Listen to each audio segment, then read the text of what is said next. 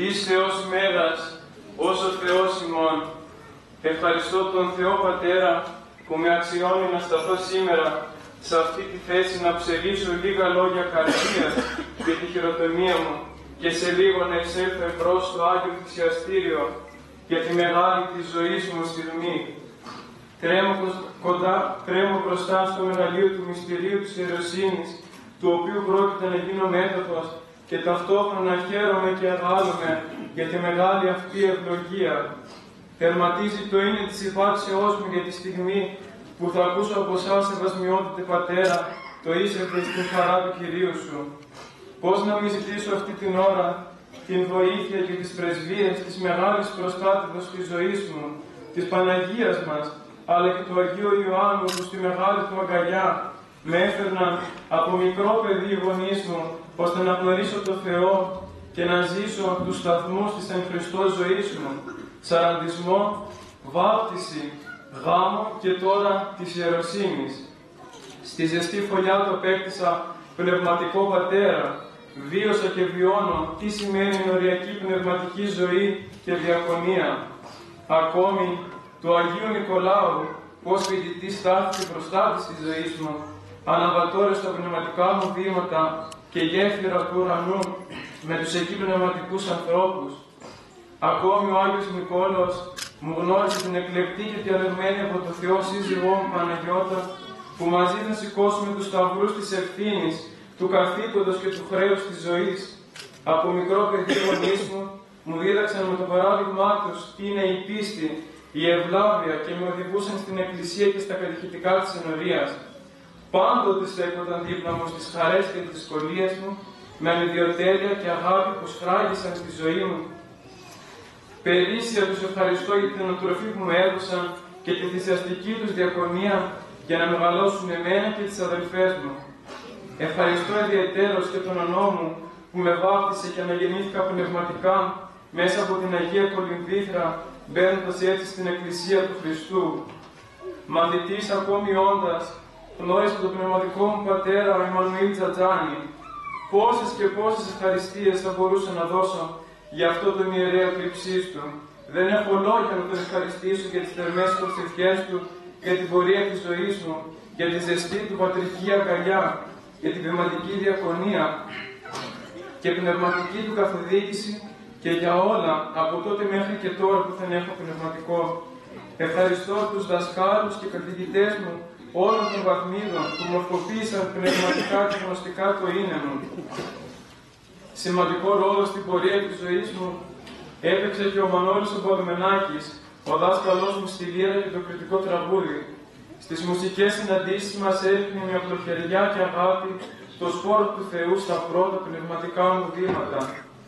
Σαν έφτασε ο καιρός να πάω φοιτητής, ήθελε ο Θεός και έμεινα σε ένα σπίτι που βρίσκεται στα όρια της ενορίας του Αγίου Νικολάου.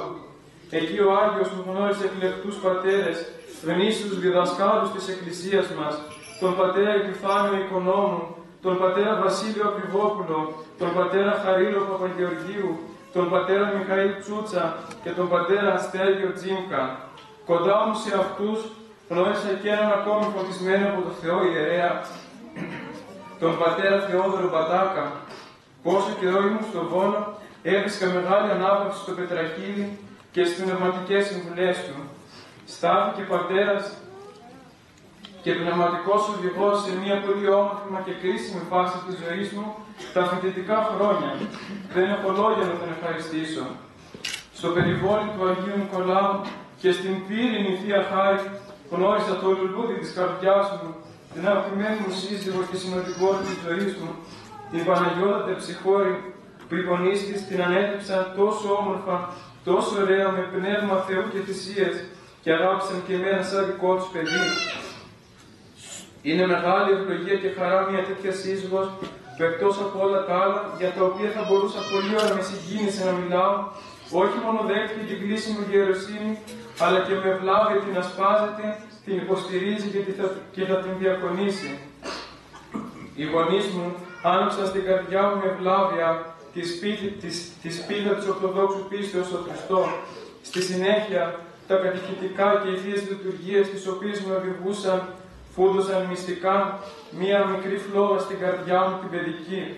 Κατόπιν, γνωρίζοντας τον πνευματικό μου πατέρα, η φλόγα έγινε φωτιά.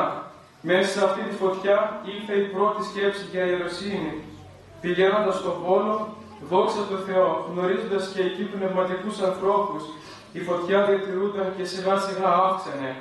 Με τη χάρη του Θεού, ο σπόρος της ιεροσύνης άρχισε να βγάζει τις πρώτες του μικρές ρίζες και άρχισαν να φεύγουν σιγά σιγά κοσμικές φοβίες που σαν αγριόχορτα πήγαιναν να πνίξουν αυτό το σπόρο και να σταματήσουν την πορεία μου για αυτόν τον σταυροναστάσιμο και ευλογημένο δρόμο. Μία επίσκεψη στο περιβόλι της Παναγίας μας ενέδεινε αυτή την κατάσταση. Σιγά σιγά αυτή η κλίση άρχισε να μεγαλώνει και να ερωτεύομαι αυτό το τιμημένο λάσο. Δόξα τω Θεώ, μεγάλο ρόλο σε αυτή την πορεία έπαιξαν και τα λαμπρά παραδείγματα κληρικών που γνώρισα στην ενορία του Αγίου Ιωάννου Χανίων, του πατρός Εμμανουήλ Τζατζάνη και του πατρός Μιχαήλ Μπακατσάκη, όπως επίσης και του πατρός Αργυρίου, του Αγίου Νικολάου Βόλου, όπως αναλυτικά προανέφερα, και της ενορίας Πλατάνου στην Κίσαμο, του πατρός Ιωάννη Τελιανουδάκη και του πατρός Ιωάννη Πασάκη, όπως επίσης και του πατρός Εμμανουήλ Βαριωτάκη. Αυτή η κλίση με γιώτα συνδυάστηκε με τη δική σας κλίση πρόσκληση με ήτα. Αυτή του Θεού, διαμέσου εσάς ευασμιότατε Πατέρα και Δέσποτα, πως αρχιερέας είστε εις τόπων και τύπων Χριστού. Βέβαια, αυτή η πρόσκληση του Θεού και ιεροσύνη πέρασε μέσα από την πνευματική καθοδήγηση του πνευματικού μου Πατέρα και από προσευχή. Έτσι ο σπόρος πλέον βγάζει για τα καλά ρίζες που θεργεύουν, μεγαλώνουν και στηρίζουν την ύπαρξή μου στην πραγματικότητα πλέον της ζωής μαζί με την ευλογημένη μου σύζυγο, την οποία και πάλι πολύ ευχαριστώ. Έτσι βλάστησε και καρποφόρησε το μικρό δεντράκι πόθος για ιεροσύνη. Έφτασε η στιγμή που η φωτιά θα γίνει άγγελο πνεύμα και το δεντράκι θα δώσει τους καρπούς του. Σε αυτό το σημείο θα ήθελα σε βασμιότητα να σε ευχαριστήσω για όλη την αγάπη με την οποία περιεβάλλατε εμένα και τη σύζυγό μου. Από αυτή τη στιγμή είστε πατέρας μας και πραγματικά χαίρεται η ψυχή μου που με πιστεύεστε τον πρώτο βαθμό της Αγίας Ιεροσύνης. Και τώρα βρίσκομαι μπροστά σας ευασμιότατε, εν μέσω λαού και κλήρου, και ζητώ τις προσευχές όλων σας που με τιμάτε με την παρουσία σας. Ξεχωριστά όμως των ενωριτών του Αγίου Ιωάννου, που με τόση αγάπη με εγκάλιασαν παιδί δικό τους όντας τόσα χρόνια. Ζητώ τις προσευχές σας, ώστε ο Θεός να στηρίζει σε αυτή την ύψη διακονία του σώματος του Χριστού, εμένα και τη σύζυγό μου. Γνωρίζω ότι η πορεία είναι σταυρική, αλλά ταυτόχρονα και χαριτωμένη, ευλογημένη και αναστάσιμη. Εγώ λυψός για μια τόσο υψηλή διακονία. Εμπιστεύομαι όμως την Θεία Χάρη, την πάντοτε τα ασθενή θεραπεύουσα και τα ελείποντα αναπληρούσα και παίρνω θάρρος. Ζητώ τέλος συγγνώμη από όλους σας για όλες τις άστοχες συμπεριφορές μου. Ευχηθείτε ο Κύριος ημών Ιησούς Χριστός να συμπορεύεται μαζί μου τώρα που με αναγάγει σε αυτό το ύψιστο λειτουργήμα, ώστε επιμένας και λαός να διαβαίνουμε τον δρόμο του Κυρίου και να ζούμε από αυτή εδώ τη ζωή την ουράνιο βασιλεία Του. Σεβασμιότατε, οδηγήστε με στο Άγιο Θυσιαστήριο και κρατάτε το ιωαννικό μου χέρι στο στιβαρό σας χέρι στην πορεία μου στον δρόμο της διακονίας, τον στρωμένο με την πέτρα της θυσίας του καθήκοντος και του μαρτυρίου. Θέλω, το επιθυμώ και προσεύχομαι να αναδειχτώ εγώ ο ανάξιος, άξιος της κλίσεως του υψίστου και των προσδοκιών σας. Συνοδοιπόρες της ζωής μου, σεβαστοί μου πατέρες, αγαπημένοι μου γονείς, ευλογημένο εκκλησίασμα, προσευχηθείτε για μένα. Σεβασμιότατε, λειτουργήστε το χρέος σας στο παιδί του Θεού, Αλέξανδρο Ζαχαρία.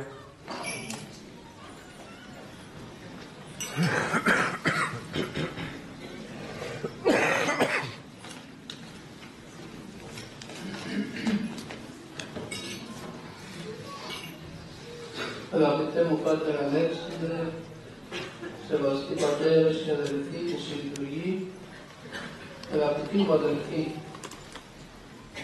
η ιεροσύνη έχει 3 βαθμούς, όμως Από τον πρώτο βαθμό κάθε άνθρωπος γνωρίζει και θέτει τον εαυτό του υπό τη διαβλεγγύα και διακονία της Εκκλησίας. Γι' αυτό η ιεροσύνη συνιστά κορυφαίο χάρισμα του Θεού, το οποίο δόρισε ο ίδιος στην Εκκλησία του. Γι' αυτό και υπάρχει και λειτουργεί μόνο εν τη Εκκλησία, μόνο μέσα στην Εκκλησία. Έξω από την Εκκλησία η ιεροσύνη δεν υπάρχει. Όσοι λαμβάνουν το ιερατικό χάρισμα το λαμβάνουν και το έχουν μόνο εκ Θεού και εκ της Εκκλησίας. Συνεπώς ότι πράττουν και τα πρόσωπα και των τριών βαθμών της ιεροσύνης είναι γιατί έχουν την ιεροσύνη ως χάρισμα, είναι φορείς του ιερατικού χαρίσματος και πράττουν δια των Θεών και την Εκκλησία. Η ιεροσύνη της Εκκλησίας είναι η ιεροσύνη του Χριστού και η αποστολή και το έργο που αναλαμβάνουμε και ασκούμε μέσα στην Εκκλησία. Όσοι αξιωνόμαστε να γίνουμε μέλος του ιερατικού χαρίσματος αποτελεί συμμετοχή στην αποστολή του Χριστού και συνέχιση του έργου προς εκείνο και που εκείνος ο Απόστολος και Αρχιερεύς της Ομολογίας ημών Ιησούς επιτέλεσε. Η πράξη του Χριστού που εκφράζει τη βούλησή του να συνεχιστεί η αποστολή και να επεκταθεί το έργο του είναι η κλήση και η αποστολή των μαθητών του και η ιερατική κλήση και η χειροτονία που ως μυστική πράξη της Εκκλησίας επισφραγίζει και τελειεί αποτελεί συνέχιση και προέκταση της κλήσεως και της αναδείξεως των Αποστόλων του Κυρίου. Όταν ο Ιησούς Χριστός διαβεβαίωνε τους μαθητές του «Ιδού εγώ με θυμώνει πάσα στις ημέρας έως της συντελείας του αιώνος», διαδήλωνε ξεκάθαρα τη διαρκή παρουσία του εν τη Εκκλησία, μέσα στην Εκκλησία και την αδιάκοπη συνέχιση του απολυτρωτικού του έργου. Το έργο αυτός όμως ήταν αδύνατο να συνεχίσουν έως τις συντελείες του αιώνος οι 12 και οι 70 Απόστολοι, αφού ως άνθρωποι που είμαστε όλοι μας έχουμε ένα βέβαιο γεγονός του θανάτου, αλλά και το πλέον αβέβαιο γεγονός είναι ότι δεν γνωρίζουμε πότε θα απέχουμε από αυτόν τον κόσμο. Γνωρίζοντας λοιπόν καλώς οι Απόστολοι το θέλημα του Χριστού και κατανοώντας τον φως τους λόγους του, προσκαλούν και άλλους και συμμετέχουν στην αποστολή και να υπομισθούν το έργο που ο Κύριος τους είχε αναθέσει. Εκλέγουν και αναδεικνύουν τον Μαθία, ο οποίος λαμβάνει τον Κύριο της Διακονίας και Αποστολής του Πεπτοκόστος Ιούδα. Εκλέγουν και χειροτονούν τους 7 διακόνους. Χειροτονούν και εγκαθιστούν στις διάφορες τοπικές εκκλησίες επισκόπους, πρεσβυτέρους και τελεχόνους, οι οποίοι αναλαμβάνουν να συνεχίσουν το αποστολικό έργο. Η αδιάκοπη μεταβίβαση του χαρίσματος της ιεροσύνης μέσα στην Εκκλησία συνιστά αυτό που ονομάζουμε αποστολική διαδοχή. Η ιεροσύνη της Εκκλησίας είναι η ιεροσύνη του Χριστού και των Αποστόλων του και η ιεροσύνη αυτή είναι που μεταδίδεται κατά τρόπο συνεχή και διάκοπο μέσα στην Εκκλησία από τη μια γενιά στην άλλη.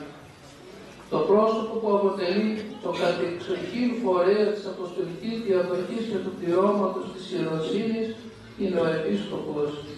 Η πράξη με την οποία μεταδίδεται το χάρισμα της ιεροσύνης είναι η χειροτονία. Με πολλή προσευχή επιθέτονται τα χέρια του Αρχιερέως ως πράξη μεταδοτική των χαρισμάτων του Αγίου Πνεύματος και ιδιαιτέρως του ιερατικού χαρίσματος και ξεκινά από την Αποστολική εποχή και κυριαρχεί στην Εκκλησία την εκκλησιαστική παράδοση.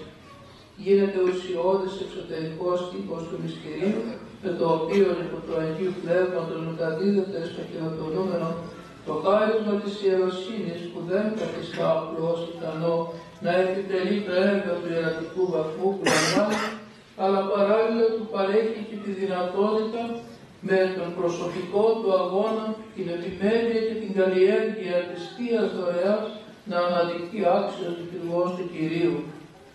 Όπως ακριβώς και το μυστήριο της Θείας Ευχαριστίας, στη διάρκεια του οποίου τελείται η χειροτονία και στους 3 ιερατικούς βαθμούς είναι έργοτε ανθρώπινο, ούτε άγγελος, ούτε αρχάγγελος εργάσας θέτει δύναται εις τα δεδομένα παρά Θεού, αλλά Πατήρ και Υιός και Άγιο Πνεύμα πάντα οικοδομεί, ο δε ιερεύς την εαυτού διεδανείς η γλώτα και την εαυτού παρέχει χείρα, μας λέει ο Άγιος Ιωάννης ο Χρυσόστομος, ερμηνεύοντας τον προφήτη Ιωήλ. Έτσι και η χειροτονία αποτελεί ένα θαύμα. Είναι πρωτίστως έργο της παραστενικού Θείας Χάριτος, την οποία οι άνθρωποι υπηρετούν ταπεινά. Ερμηνεύοντας ο Άγιος Ιωάννης ο Χρυσόστομος το χωρίο των πράξεων, έστησαν ενώπιον των Αποστόλων και προσευχάμενοι επέθηκαν αυτής τας χείρας, το οποίο αναφέρεται στην εκλογή των 7 διακόνων, παρατηρεί ότι οι χειροτονήτησαν δια προσευχής. Τούτο γάρη χειροτονία εστί. Η χείρα επίκειται του ανδρός, το δε πάνω Θεός εργάζεται και η αυτού χείρ εστίν η αυτομένη της κεφαλής του χειροτονουμένου, εάν ως δι χειροτονείται. Τις αρμοδιότητες ενός εκάστου ιερατικού βαθμού μας περιγράφουν με σαφήνεια οι αποστολικές διαταγές στον καθορισμό αυτό καθηκόντων παραμένει και εξακολουθεί να παραμένει προσιλωμένη με τα γενέστερη εκκλησιαστική παράδοση.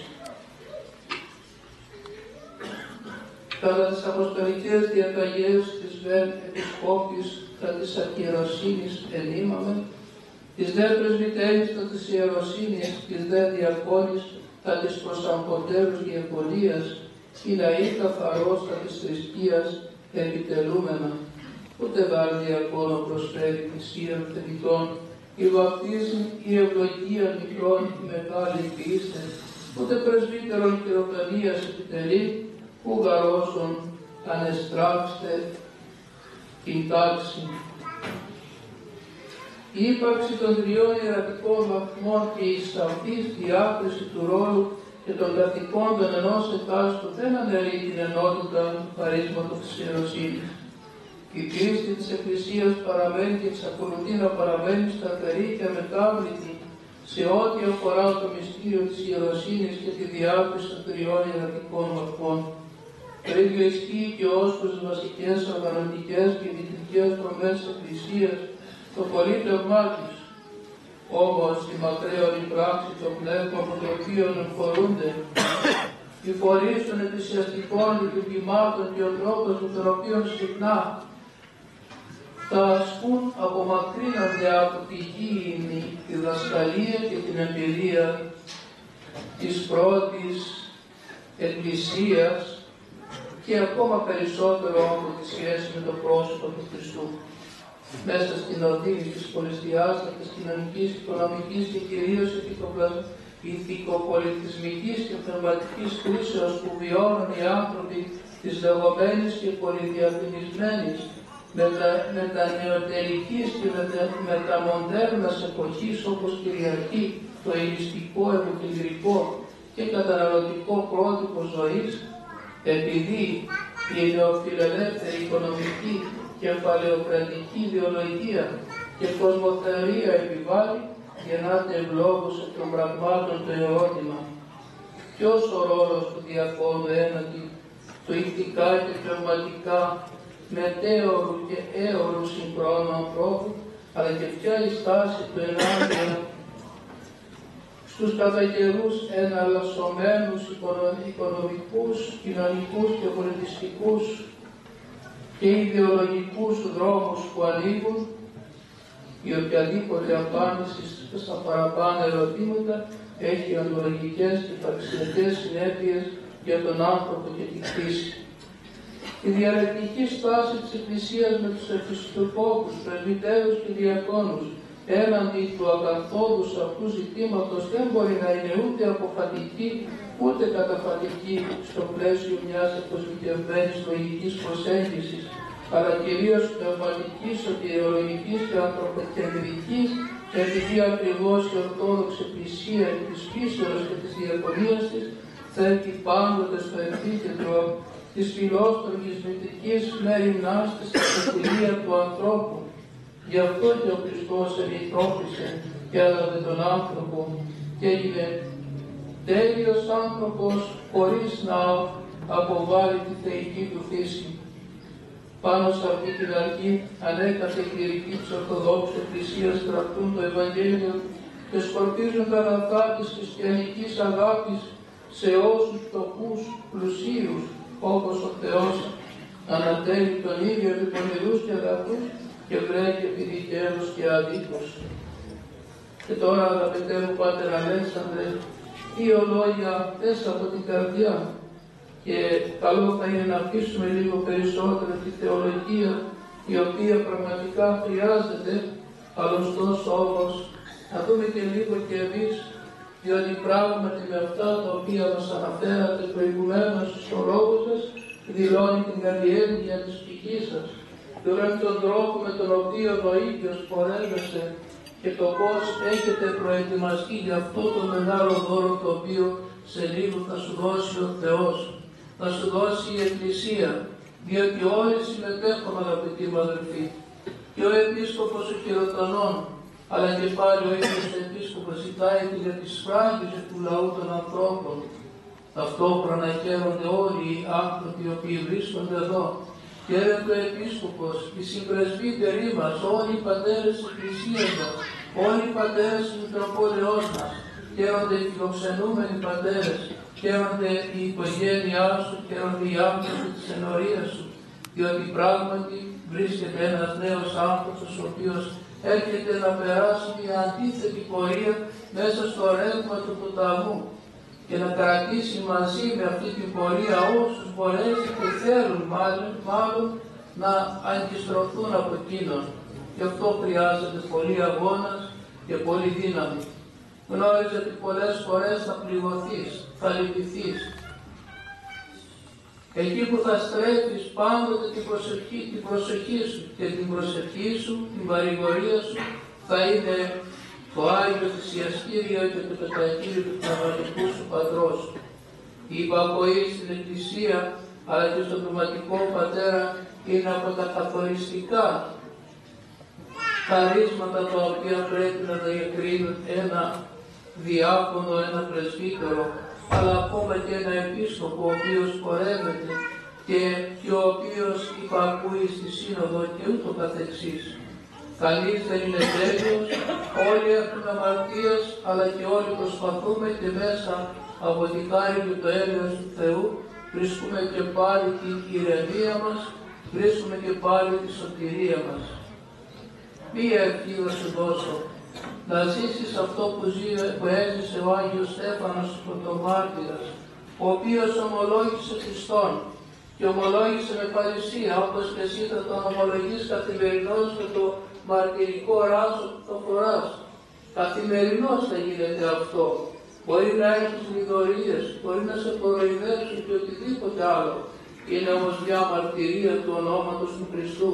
Ιδιαίτερα τώρα που βρίσκεσαι εκεί στο σχολείο, που κάποιοι προσπάθησαν να αποϊεροποιήσουν όλα τα αγαθά και ωραία σύμβολα της παράδοσης, που κάποιοι προσπαθούν να απορρίψουν την Εκκλησία, να απορρίψουν τον Χριστό και να τον δουν μόνο ως ιστορικό πρόσωπο και όχι ως σωτήρα και λυτρωτή. Σου εύχομαι λοιπόν να φτάσεις στο σημείο να δεις τη δόξα του Θεού, όπως την είδε ο Άγιος Στέφανος, ο οποίος πραγματικά το ομολόγησε. Είδε, λέει, τον Υιόν του ανθρώπου καθίδωραν εν δεξιής του Πατρός. Αυτό είναι και ο προορισμός του κάθε ιερέως και του κάθε επισκόπου και του κάθε διακόνου, αλλά και του κάθε ανθρώπου, να ενωθεί όσο το δυνατόν περισσότερο με τον Χριστό. Παρά τα αυτά, εκείνος πάντα πάλι πληγώθηκε εκείνος λιθοβολίστηκε και εμείς το ίδιο καθημερινώς μπορούμε να το βιώνουμε αυτό. Αλλά κράτησε ένα πράγμα, αυτό που δίδαξε ο ίδιος ο Χριστός επάνω στο Σταυρό, λέγοντας «Κύριε, μη στήσεις αυτής την αμαρτία ταύτη». Όπως και ο Χριστός είπε «Πάτερ αυτής αυτής σου βαρύτας τυπιούς». Να γνωρίζεις, παιδί μου, ότι άλλος θέλει και άλλος θερίζει. Τους καρπούς τους οποίους εσύ θα καλλιεργήσεις στους ανθρώπους θα τους βρουν οι επόμενοι από σένα. Έτσι είναι παντού και πάντοτε, από όλους. Αυτό συμβαίνει πάντοτε. Γι' αυτό το λόγο λοιπόν να κάνουμε με αυταπάνηση, υπομονή, ταπείνωση και αγάπη το έργο το οποίο μας επιτάσσει η Εκκλησία μας και από εκεί και πέρα ας αφήσουμε τον Θεό να ενεργήσει όπως Εκείνος θέλει. Και ταυτόχρονα πάντοτε να σκεφτόμαστε ότι εμείς είμαστε το στόμα του Χριστού, το οποίο χρησιμοποιεί ο ίδιος Χριστός για να δώσει την παρουσία του σε όλη την ανθρωπότητα, σε όλους τους ανθρώπους. Με αυτά τα λόγια σε καλώ να εισέρθεις στη χαρά του Κυρίου σου, όπως το είπες και στο λόγο σου, διότι πραγματικά αυτός ο πόθος, η αγωνία, η υπακοή, η προσπάθειά σου αρχίζουν πλέον να πραγματοποιούνται την ιδιαίτερη τιμή και για σένα και για όλους εμάς, να έχουμε νέους ανθρώπους στην Εκκλησία μας, μορφωμένους, διαμορφωμένους, διότι δεν φτάνει μόνο η μόρφωση, αλλά να έχουν και παιδεία κοσμική, αλλά και παιδεία πνευματική, για να είναι ολοκληρωμένοι και να προσφερθούν στους ανθρώπους. Αμήν.